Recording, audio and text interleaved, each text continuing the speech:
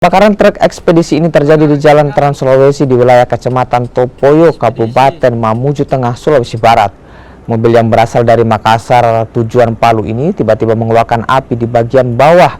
Sopir pun langsung menghentikan laju mobil dan menyelamatkan diri. Api sulit dipadamkan lantaran di lokasi kejadian tak ada sumber air.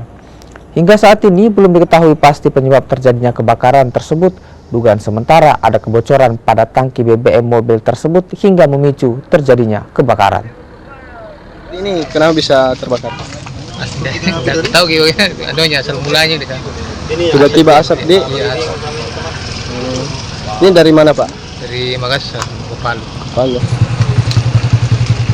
Jadi sekarang mau di apa mobilnya ini? Dievakuasi?